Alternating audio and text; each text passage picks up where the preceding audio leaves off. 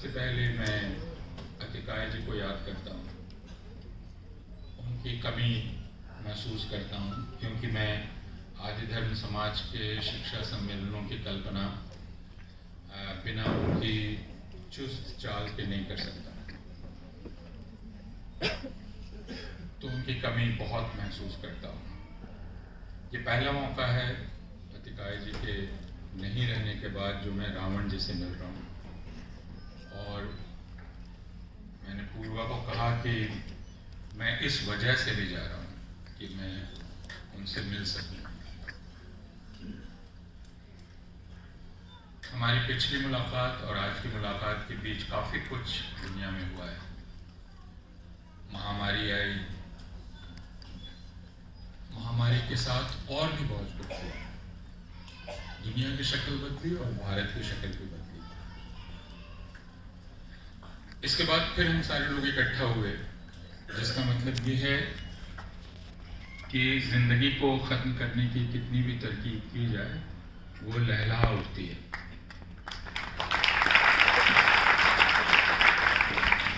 उसका अपना एक जोर होता है, उस जोर से वो लहला उठती है।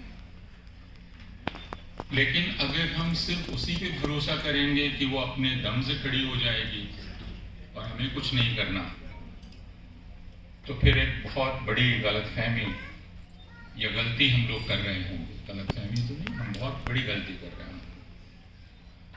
जिंदगी को वापस जिंदगी बनाने में इंसानी ताकत का लगना बहुत जरूरी है, उसके जोर का लगना बहुत जरूरी है। आज सब जो हम लोग यहाँ इकट्ठा हैं,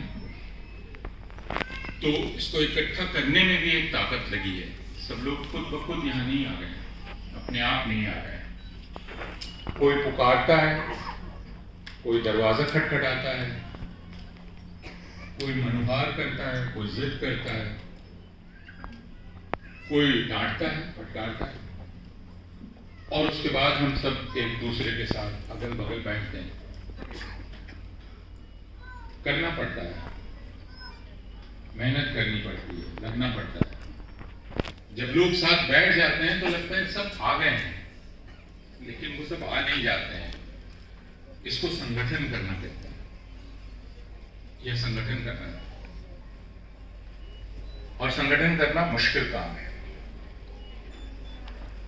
मैं बात शुरू करूं उसके पहले अपने दोस्त फुलाई साहब की बात से नाइत्तफाकी जाहिर करूं, और समाज में फैली हुई इस धारणा से भी असहमति जाहिर करूं कि सारे नेता चाहते हैं कि जनता जाहिर रहे।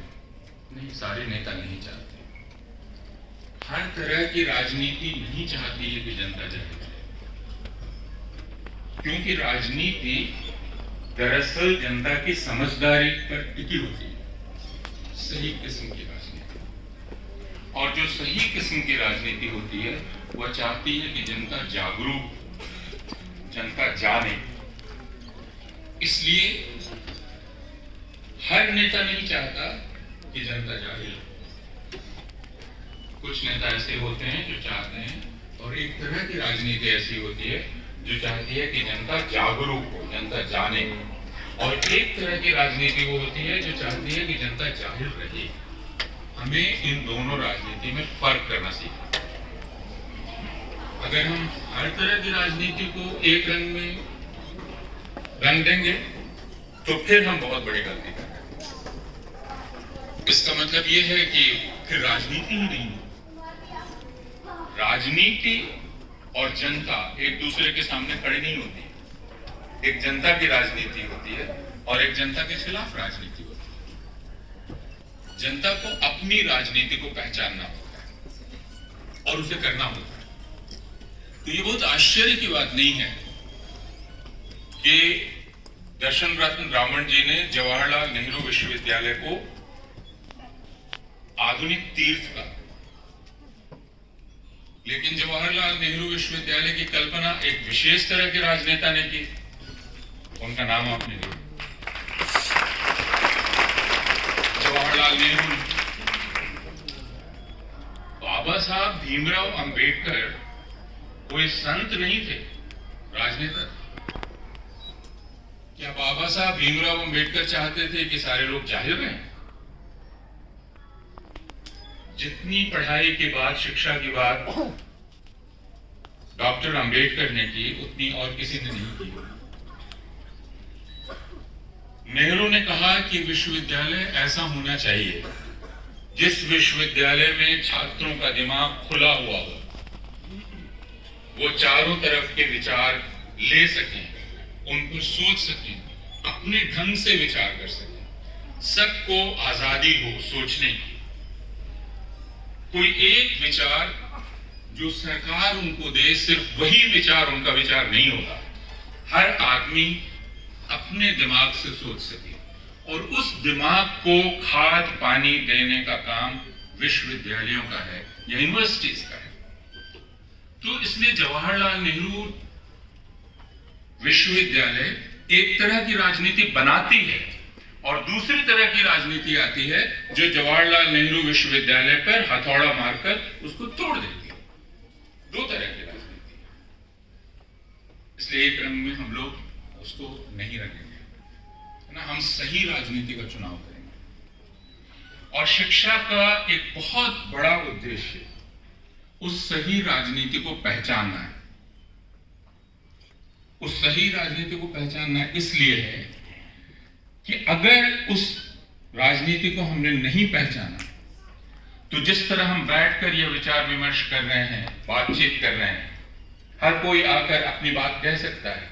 जैसे फलाई साहब ने कही, मैं उससे असहमति जाहिर कर सकता हूं। यह पूरा संगठन आदि धर्म समाज का है, दर्शन रत्न रावण जी का है और उनके मित्रों का है, लेकिन मैं यहां उनसे भी असहमति जाहिर कर सकता हूं। तो एक ऐसा समाज होता है जिस समाज में यह संभव है, किया जा सकता है, लेकिन एक ऐसा समय भी आ सकता है कि आप अगर कुछ भी बोलें असहमति में, तो तुरंत आपको गोली मार दी जाए, गिरफ्तार कर लिया जाए, आपको बोलने न दिया जाए। रावण जी ने और ललित जी ने समय की बात की, वह समय था और आज का समय। तो जिस अखबार की बात आप कर रहे थे, मैं उन दो समयों की बात कर रहा हूं, दो राजनीति की बात कर रहा हूं। एक जिसने जेएनयू बनाया, और एक राजनीति वह जो अभी है, जो जेएनयू को खंडहर बना देना चाहती है, तोड़ देना चाहती है, खत्म कर देना चाहती है। और एक समय हुआ था जब दर्शन रत्न रावण जी का लेख दैनिक भास्कर में छपा था। कितने साल पुरानी बात है, उससे भी ज्यादा होगा। और अभी एक और घटना घटी, वो मैं सुनाना चाहता हूं। वह घटना घटी जब मेरे मित्र, भारत के बहुत बड़े समाजशास्त्री सतीश देशपांडे, नाम सुना होगा, उनका पूरा काम जाति पर ही है, जाति को समझने का। भारत में जाति कैसे काम करती है, जातिगत विभाजन कैसे काम करता है, भेदभाव कैसे काम करता है, जातियां कैसे बनती हैं, उनकी समझ कैसे बनती है। तो जिस दैनिक भास्कर ने दर्शन रत्न रावण जी का लेख छापा था, उसी दैनिक भास्कर ने सतीश देशपांडे को कहा कि बड़ी चर्चा चल रही है आजकल चारों तरफ जातिवार जनगणना की, तो आप हमारे लिए एक लेख लिख दीजिए। अब उन्होंने मुझे फोन किया, उन्होंने कहा कि मुझे बड़ा आश्चर्य हुआ कि मुझे लेख लिखने के लिए कहा गया। अब इस घटना पर सोचिए, जिस अखबार ने रावण जी का लेख छापा, उस अखबार से जाति के विषय पर लिखने को जब डॉक्टर सतीश देशपांडे को फोन गया, तो उनको आश्चर्य हुआ कि मुझे फोन क्यों आया। क्यों आश्चर्य हुआ होगा? क्योंकि इस बीच दुनिया बदल गई है। अब दैनिक भास्कर में रावण जी जैसे लोगों का लेख नहीं छप सकता, इसलिए वह दैनिक भास्कर प्रोफेसर देशपांडे को कैसे फोन कर रहा, यह सुनकर उनको बहुत आश्चर्य हुआ। तो मैंने कहा कि दुनिया इतनी सीधी नहीं है, उन्हें भी कुछ ऐसा चाहिए जिससे वो साबित कर सकें कि नहीं, हम भी कभी कभी अकल की बातें छापते हैं। तो आप लिख के तो दे दीजिए। एक हफ्ते के बाद उन्होंने फिर मुझे फोन किया कि आपको मुझे एक बात बतानी है। मैंने कहा बताइए। बोले कि साहब, उन्होंने तो जिद की थी कि लेख लिख के दे दीजिए। हमने लेख लिख के दे दिया। जब लेख लिख कर दे दिया तो उन्होंने कहा हम इसे छाप नहीं सकते। ये कुछ वैसे ही हुआ कि रावण जी मुझे बुलाए, उसके बाद वो बिस्किट वगैरह, हालांकि मास्टर ने तो वो भी नहीं किया, और उसके बाद कहें कि लेकिन मैं आपको बोलने के लिए बुला नहीं सकता। तो दैनिक भास्कर ने उनसे लेख लिखवा लिया, और लेकिन लेख पढ़ कर कहा इसको हम छाप नहीं सकते। तो दुनिया इस तरह बदली है, दुनिया वही नहीं है। एक तरह की राजनीति उस समय थी जिस राजनीति में अलग अलग तरह की बातें छप सकती, अलग अलग तरह के लोग एक स्टेज पर बैठ सकते थे, बात कर सकते थे। एक राजनीति आज है जब अखबार प्रोफेसर देश पांडे जैसे बड़े बुद्धिजीवी का लेख छापने से इनकार कर दिया।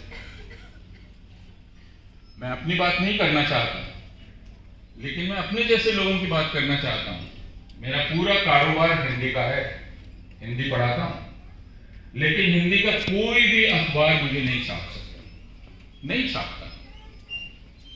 इसलिए नहीं कि मैं कोई बहुत भयानक बातें लिखता हूं, लेकिन वो नहीं छापता।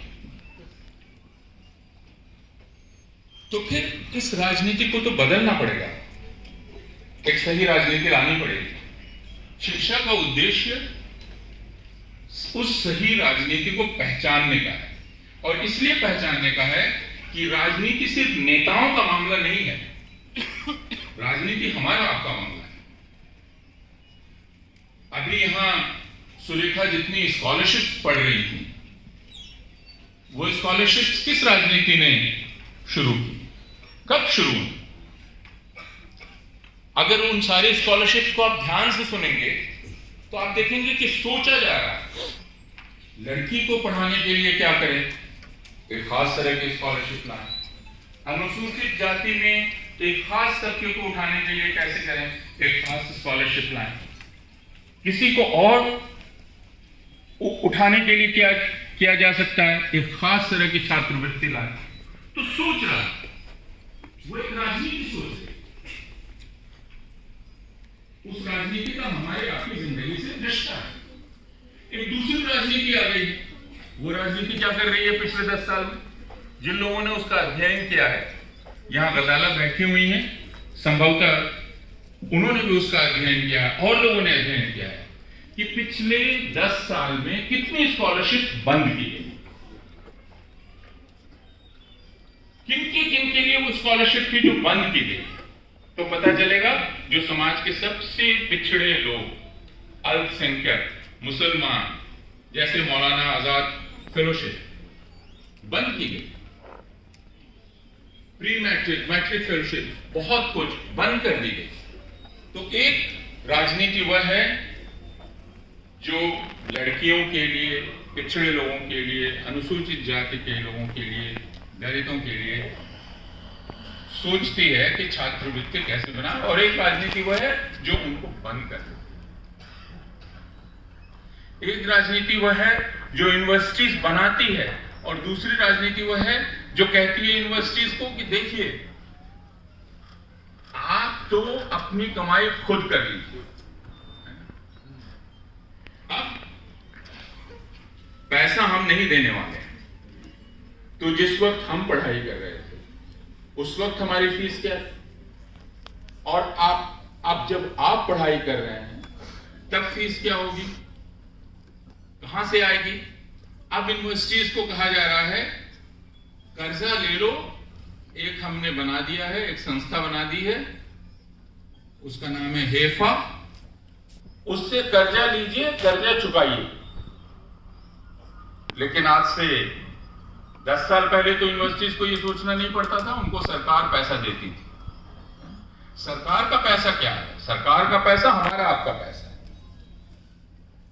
आप जो कुछ भी खरीदते हैं दुकान में, यहाँ वहां, आप सब में टैक्स देते हैं। वही टैक्स जाता है, उसी टैक्स से सड़क बनती है, उसी टैक्स से यूनिवर्सिटी को चलना चाहिए, उसी टैक्स से स्कॉलरशिप आती है, उसी से सब कुछ होता है। लेकिन पिछले 10 साल से हम क्या सुन रहे हैं, 9 साल से, जो रावण जी ने कहा कि जेएनयू को तोड़ने की कोशिश की जा रही है। किस तरह कोशिश की जा रही है? कहा जा रहा है ये जेएनयू जैसे यूनिवर्सिटी में बैठ के लोग रोटियां तोड़ते हैं, 5-5 साल रोटियां तोड़ते हैं, टैक्स पेयर का पैसा बर्बाद करते हैं। आप अपने बच्चे को जब पढ़ाते हैं तो क्या आपको ऐसा लगता है वो आपका पैसा बर्बाद कर रही है? उसे 3 साल लगता है, 5 साल लगता है। पीएचडी अगर कर रही हैं, सुरेखा हैं, तमसा हैं, 5 साल, 7 साल, 10 साल, तो क्या बर्बाद हो गया पैसा टैक्स पेयर का? लेकिन एक राजनीति वह है जो कहती है कि ये जो आप यूनिवर्सिटी पे पैसा लगा रहे हो, ये पैसा बर्बाद हो रहा है, खत्म हो रहा है। यूनिवर्सिटी पे पैसा नहीं लगाना चाहिए। तो यूनिवर्सिटी में पैसा नहीं लगाना चाहिए तो फिर ये इस सम्मेलन का क्या मतलब है? ये सम्मेलन हम क्यों कर रहे हैं? हम क्यों मिल रहे हैं? हम क्यों शिक्षा की बात कर रहे हैं?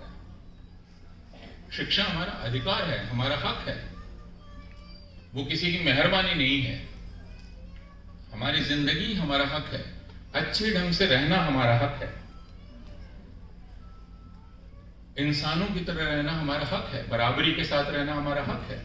और वह इंसानों ने यह समझा, टैगोर ने समझा, जिनका चित्र यहां लगा हुआ है, फुले ने समझा, डॉक्टर अंबेडकर ने समझा, गांधी ने समझा, बाकी लोगों ने समझा, पंडित रमाबाई ने, सावित्रीबाई फुले ने, कि अच्छे ढंग से रहना, इंसानों की तरह रहना बिना तालीम के संभव नहीं है, मुमकिन नहीं। इसलिए इन सब ने तालीम की बात की, इन सब ने शिक्षा की बात की। तो आप अगर राजनीति का फर्क समझना चाहें, कौन सी राजनीति आपके लिए है और कौन सी राजनीति आपके लिए नहीं है, तो उसकी एक ही जांच है, किस राजनीति का नजरिया शिक्षा के प्रति क्या है।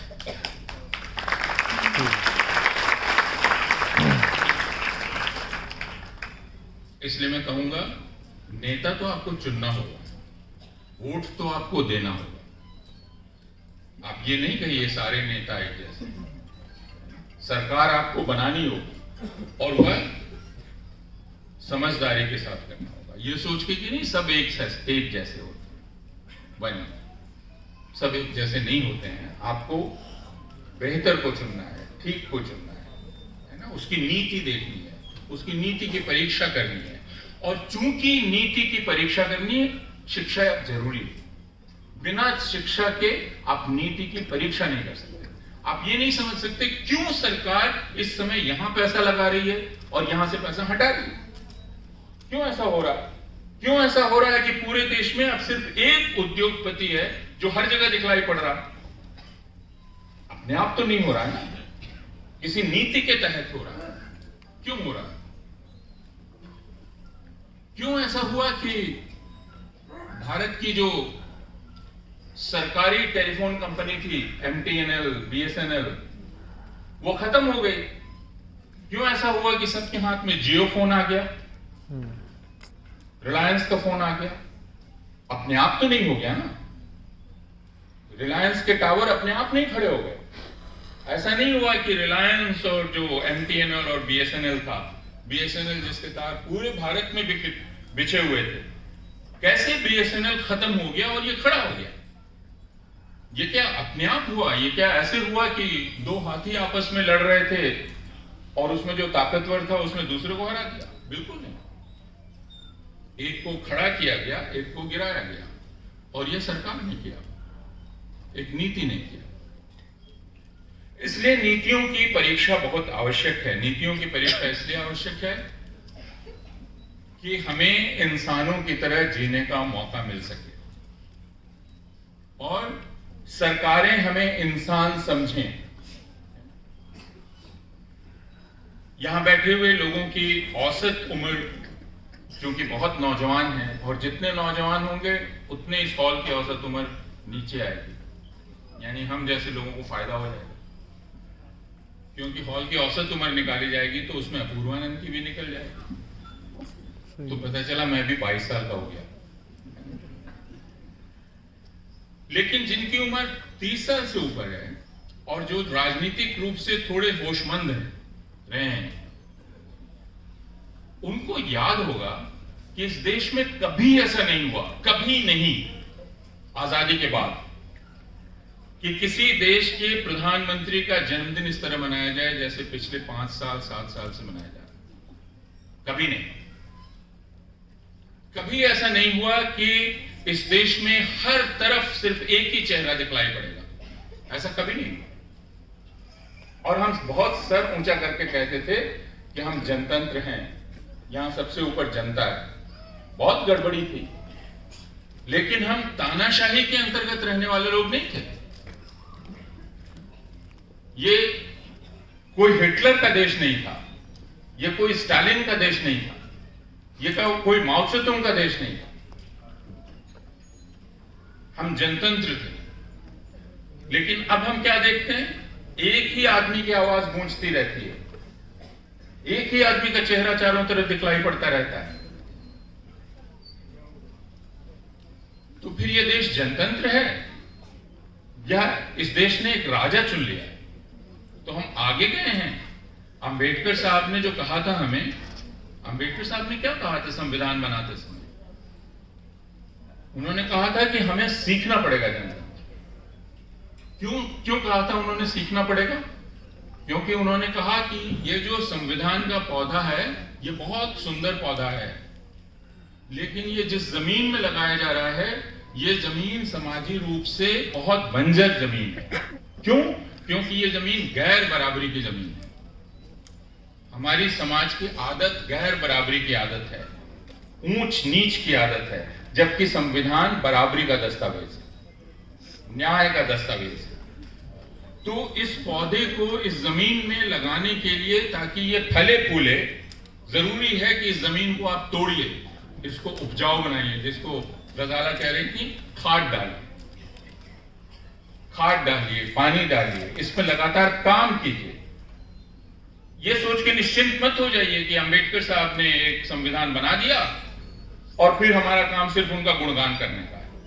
हमको लगातार उस जमीन को जरखेज बनाना होगा, जिससे वो पौधा उसमें जड़ पकड़ सके, वरना वो मर जाएगा।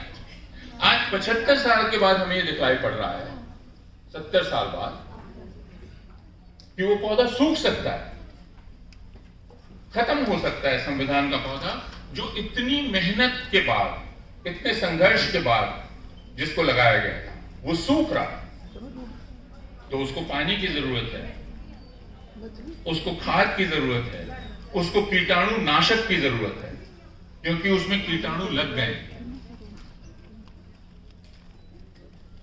रावण जी ने महामारी के कीटाणु की बात की, लेकिन संविधान के पौधे को कीटाणु लग गए और हमें कीटाणु नाशक की जरूरत है, और वो कीटाणु नाशक शिक्षा है और राजनीति। इसलिए हमें शिक्षा की जरूरत है। जरूर शिक्षा से नौकरी मिलेगी। मैं भी नौकरी करता हूं, मैं पढ़ाता हूं, आप भी करेंगे। कोई किसी सरकारी दफ्तर में जाएगा, कोई कहीं कुछ और करेगा, कोई डॉक्टर होगा, जरूर। लेकिन शिक्षा का मकसद यह नहीं है। शिक्षा का मकसद है एक जागरूक दिमाग का निर्माण, जो सिर्फ अपने बारे में नहीं, अपने चारों तरफ जो हो रहा है उसके बारे में सोच सके। वो एक पुराना गाना है, अपने लिए जिए तो क्या जिए। गाना बहुत सीधा सा है, लेकिन अगर आप वाकई शिक्षित हैं, तो आपसे अगर ये सवाल किया जाए आज कि क्या आपको पता है कि आपके देश से बहुत दूर एक देश मोरक्को में भूकंप आ गया, उसमें लोग मारे गए, उससे आप में से कितने लोगों का मन विचलित हुआ? कितने लोगों ने सोचा कि वो किस तरह जी रहे होंगे? और उसके तुरंत बाद एक दूसरे देश अफ्रीका के लीबिया में भयानक बाढ़ आ गई, 15,000 लोग मारे गए। उससे भी अलग जिस इजराइल की बात की लाई साहब ने, वह इजराइल एक देश को लगातार मार रहा है, खत्म कर रहा है। उस देश का नाम फिलिस्तीन है। उस देश का वो गला घोंट रहा है। वहां रोज वह बच्चों को मारता है, नौजवानों को मारता है, अस्पतालों को तबाह करता है। तो क्या हम फिलिस्तीन के बारे में कुछ सोचते हैं? उसको छोड़ दीजिए, पंजाब के से बहुत दूर नहीं है उत्तराखंड, हिमाचल प्रदेश जहां बाढ़ आ गई, भूस्खलन हुआ, जिंदगी तबाह हो गई, उसके बारे में हम सोचते हैं। मैं अखबार उलट रहा था, गूगल पे सर्च कर रहा था, किस राज्य की सरकार ने हिमाचल प्रदेश को सहायता देने की पेशकश की? मुझे पता नहीं, पंजाब सरकार ने दी। इसी देश का हिस्सा है, तबाही से गुजर रहा है। क्या कोई संवेदना संदेश दिया गया है? राहत पहुंचाई गई? अगर नहीं तो हम किस तरह के मुल्क हैं, किस तरह के राष्ट्र हैं? क्यों हिमाचल के लोग और हम एक ही राष्ट्र के हैं? मैं एक छोटा सा किस्सा आपको सुनाता हूं। रावण जी ने कहा है कि हॉल की बुकिंग देर तक की है। अब अगर आपको खाना नहीं मिल रहा है तो आप शिकायत उनसे कीजिए। वो मुझे पता है, 3 बार मुझे भी भूखा रखा था। तो किस्सा छत्तीसगढ़ की एक छोटी सी जगह का है, अंबिकापुर का। अंबिकापुर में एक हमारे दोस्त हैं, नौजवान दोस्त, वो एक छोटी सी संस्था चलाते हैं। उनका नाम है जावेद खान। तो जावेद खान का फोन एक बार मेरे पास आया। उस वक्त भारत में एक राज्य है जिसका नाम है केरल। केरल में भयंकर बाढ़ आई थी, केरल एकदम तबाह हो गया। जावेद खान ने कहा कि अपूर्वानंद जी, मैं कुछ राहत की सामग्री ले जाना चाहता हूं केरल। अब सोचिए, अंबिकापुर छत्तीसगढ़ में एक आदमी जिसकी बहुत हैसियत नहीं है, एक छोटा सा संगठन चलाता है, वो सोच रहा है कि उसकी जितनी भी औकात है वो इकट्ठा करके केरल के लोगों के लिए राहत ले जाए। तो उसने इकट्ठा किया, लेकिन फोन उसने क्यों किया? फोन उसने किया, उसने कहा कि आज मेरा दिल टूट गया। मैंने कहा क्यों? कहा कि जब मैं ये कंबल खरीदने गया दुकान में, तो लोगों ने पूछा इतने कंबल क्यों खरीद रहे? तो उसने कहा केरल में बाढ़ आई। बोला मरने दो केरल के लोगों को, मुसलमान हैं और ईसाई हैं, उनको मर जाना। तो उसने कहा